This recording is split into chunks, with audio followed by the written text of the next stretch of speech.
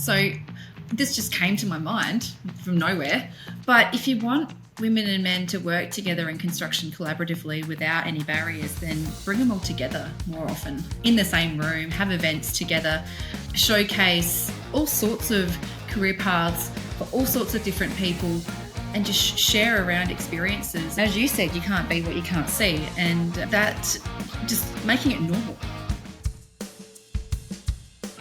Hey guys, welcome back to another episode of the Build Insight podcast as we continue with part 2 of our chat with Rebecca from Brock Fable Design and Jess from Climasure. Directed at both of you, choose whoever goes first. What are you doing leading on from the NCC changes? A question I was going to ask was, do you think there's enough information out there for people to actually be able to interpret it and understand it, which I think the answer is no. But also then, what are you doing to educate yourselves? How are you staying ahead of the game yourselves? And again, this is a little bit of a split one, different fields, but anything you can share? Okay, me. Yeah, if you like. I can go first if you like.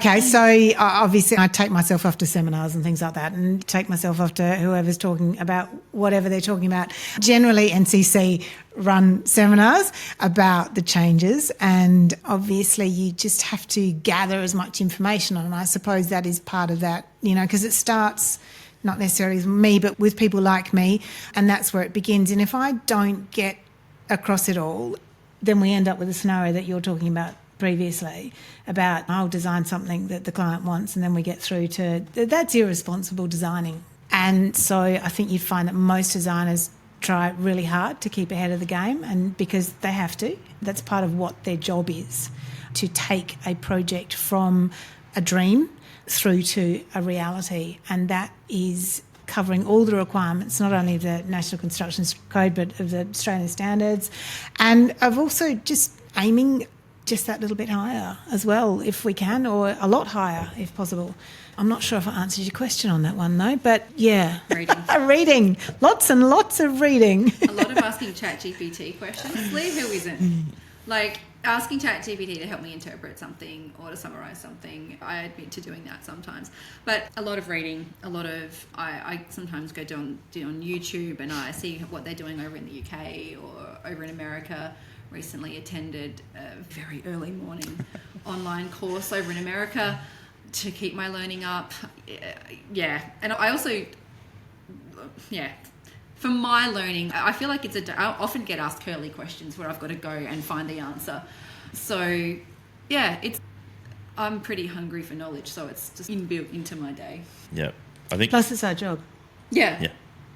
I think exactly. Yeah. We have to know. Yeah. That's all of our jobs, really. And I think a lot of, even speaking from a builder's perspective, like obviously you have to go out there and source that education. No one's coming up to you. Like Jess isn't coming up to you and just tapping you on your building site saying, hey, mate, just come with me. I'm going to teach you about this. You have to get out there. Yeah. You have to grab it and you have to do it. Yeah. And you got to get that thirst for it. Otherwise, you're probably in the wrong industry. You need to go work for somebody. Yeah. But Jess, I'm keen. I'm further on to that from the education side of things. Obviously, building science and health of a home, like none of us knew about that up until a few years ago until you actually find it.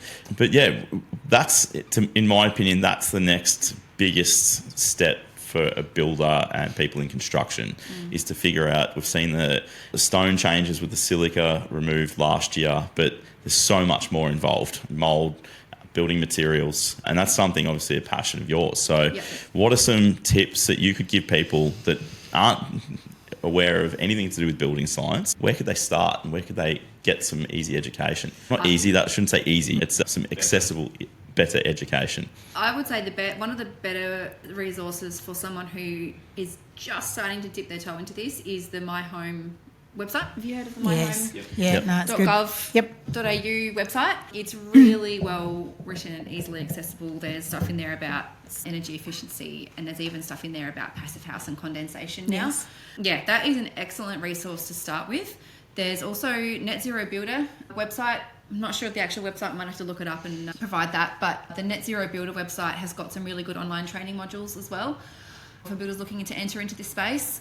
What else? Probably going to the ProClimate website and looking at their technical data might be a bit of a leap too far for someone who's just starting. But yeah, I would probably say, the that My Home website is a really good place to start.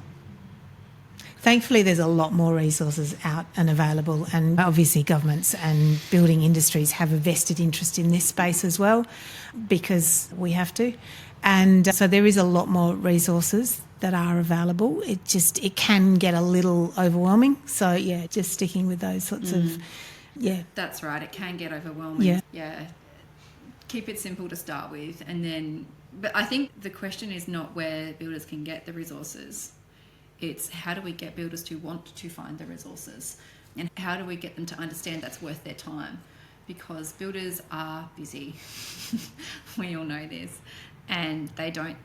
The whole building science, energy efficiency journey is self-driven. There's no one telling you have to do it. It's up to the individual to want to do better and want to go further in their own practice and their own knowledge and their own skills. And so even knowing that is a thing that they can learn about is important. Yeah, myself personally, going down that journey a number of years ago now, when you have that whole aha moment and you see there's a better way, the bonus to doing it as well is we talk about the minimums for the NCC. As soon as you start stepping into that space, you might become qualified passive house tradesperson, for example, or you use ProClimber and you're wrapping your buildings properly, you're already ahead of what the minimum NCC is anyway. From my side of things, that was a big up, and that came after. I'm like, oh, hang on a minute, I'm already ahead of this, which was a big bonus to it. Yeah, 100%. Just protecting your frame from the weather effectively puts you ahead of a lot of the industry. How important for you both, how important has mentorship been in your careers? Is there anything in particular let me re-ask that. How important has mentorship been in both of your careers? Do you think there's anything particularly important for women in construction to have strong mentors and role models? Absolutely. You can't do what you can't see. So if you can't see somebody doing what it is that you want to see, you feel like it's not actually where you are. So, yeah, just working with everybody. You need to work with everybody. It's a diverse field. But having a mentor or just somebody who's just got a bit of faith in you or says, yep, I'm going to give you that step or give you that point. And I think everyone needs to do that, not just women mentoring women, but men also creating spaces to bring women in as well, I think is also critical. It's not a one-way kind of side to the coin. It's a double. Yeah, I haven't had any core female mentors, but I've had some pretty solid men in my corner.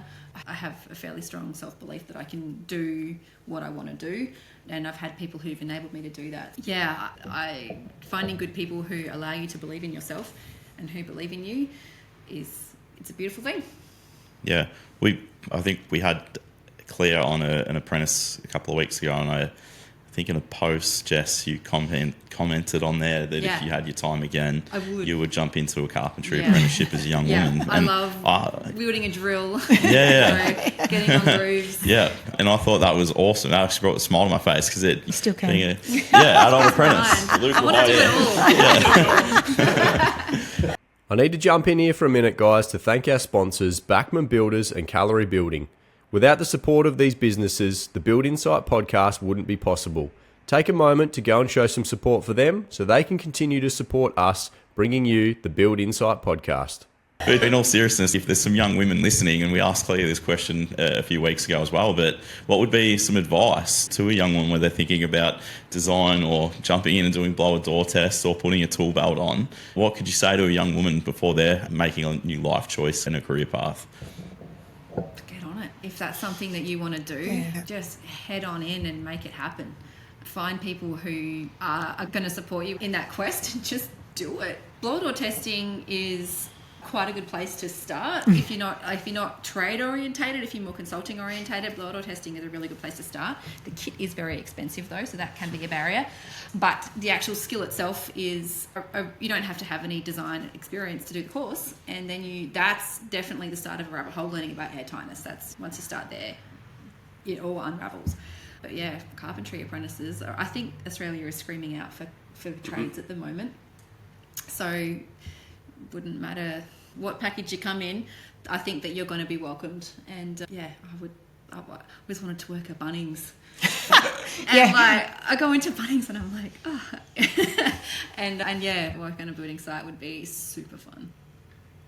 Yeah, I just think try not to think about what other people think. If you have a desire to do something and if you don't have the support, see if you can go and find someone who will support or a space. But just have faith. Just do it. Absolutely. And if the work environment's not great, thankfully we're not, there's work out there for everyone at the moment, seems like it. Find another place. Find a better boss, find a better apprenticeship, but just do it. Just absolutely. Yeah. You've got people that are questioning what you're doing or telling you you can't do it, maybe you're surrounding yourself with the wrong people. With the wrong people. Yeah. Yep. Easier said than done. Easier said than done. Had to start my own company to create my own space, but yes. Yeah. But yes. Building a more inclusive industry and the future of women in construction, what can the industry do better to create a more inclusive environment for women, and where do you see it going in the next 10 to 20 years? Bringing us together more often. So this just came to my mind from nowhere. The NBA do that. We were talking about the Women in Construction breakfast earlier with International Women's Day, which is a great initiative. Brings a lot of women together who have a common interest. But if you want women and men to work together in construction collaboratively without any barriers, then bring them all together more often in the same room, have events together, showcase all sorts of career paths for all sorts of different people, and just share around experiences. As you said, you can't be what you can't see, and that just making it normalize people having jobs on construction sites. I think it just also comes down to respect, and that's not about a gender either. It's about having a respectful workplace for everybody who works there, regardless of what you are or who you are. Just get rid of those labels, get rid of those barriers, and it's just about having a respectful place to turn up to work, to do your job to the best of your ability, and providing that. I love that. That is perfect right there. I think that is what is stuffed with society these days, is everyone's treating everybody different. We're all human. And specific to the construction industry, it is the new normal. Yes. Like, women work in the construction industry. Yep. If you don't like it, piss off and go somewhere else. Because I think we network with a lot of people across Australia. I know, Jess, you do through Passive House as well. And it's so normal now. So I think we've got to maybe just change that conversation, just celebrate it, everyone equally. I think that's such an important thing. For us, it's normal, but there's probably still the dinosaurs in the industry that unfortunately will be hopefully moving out fast, and we can get on with it. Yeah, absolutely. There is still a gender pay gap in this country, which is shameful, regardless of what industry you're in. It's not peculiar to construction. There are those sorts of systemic things that need to be changed, but that comes down to respect as well. Equal pay for equal work. It just is quite simple, really. And that's no different to the minimums we're talking about, the NCC. Yeah. You've got an award rate that you pick to play. You employ someone, you go through the award rate, go, that's what I'm going to pay them. Yep. You don't have to pay them the minimum. So there's no saying that you can't just pay everybody equally or pay everybody more. And if you're not understanding how you can do that, figure out your overheads and what you should be charging, and it costs your client. So there's no keeping it back. But we're going to fire out something, guys. I'm going to put you in the hot seats. Oh no! So we've just started this part of it. We're going to fire 4 questions at you. Okay. Pretty sharp. Who's going to answer first for each one? Let's take turns. We'll take turns. Yeah. Okay. Okay, so you go first and I'll go first. All right. Okay. Done. All right. I don't think you can take turns because there's a couple of questions here that I want answers from both of you. Oh, no, Yeah, no, ladies first. okay. So who goes first? Gotcha. And first, second, and first, Otherwise third. we'll be talking over each other. Yes, we All are. right, guys, we ready? All right. No, but yes. Oh, you've All got right. a What's devilish one glint in tool, your eye. physical or digital, you can't live without? Pencil. One tool. One tool. Oh. Rapid fire. Oh no! Oh no! I don't want to say my phone, but that's. Okay. That's fair enough. Just to pause on that for a second, it is quick fire, but Jess literally said before we started this, it's got to be quick answer and you've got to spit it out. It's good stuff, Jess. Sorry, I'm failing already. All right, Jess, you're next. Okay, we've accepted iPhone. Actually, mine's a Google. I think it's better than iPhone. If you could give your younger self one piece of advice, what would it be? Do a carpentry apprenticeship. No, that's going to be okay. Nice. Describe the building industry in 3 words. That's me first, isn't it? Demanding, rewarding, future-proofing. That's 2 words. Exciting, complex, fast-paced, also 2 words. Let's change that to 4 words. We're cheating. Last one. One piece of advice for builders. That's me first, isn't it? Learn about how to control moisture in your buildings. Heat, air and moisture. I'm doing it what I said I didn't want people to do. Heat, air and moisture, people learn about it. Oh, okay, me. Don't be frightened to collaborate. Love it. Well done, guys. We threw a few extra words in there and stuff, so it was amazing. But look, there's obviously so much we could discuss, and it's been a lot of different topics and so forth. But I think just discussing each other, Rebecca, obviously with your business, is there any goals you guys have set out for the short term since NCC changes for the next period of business with moving with the growth? Obviously, growth is one of the aims, and growth within the sustainability space. I just think that we can't go anywhere else. There's only one direction, and that's the only direction I would like to go into. Yeah. Jess? Education and growth for us over the next few years is just spreading the good word of sustainable building. Awesome. Anybody listening that wants to reach out and follow your journey or engage your services, where can people find you? On the gram, Climashore, we have the website, climashore.com.au. You'll find everything you need there. Ditto, but different website, clearly. They come to me looking for you. I know where to find you. What's your website, Rebecca? Oh, come on. Oh, it's Brock Fable Design.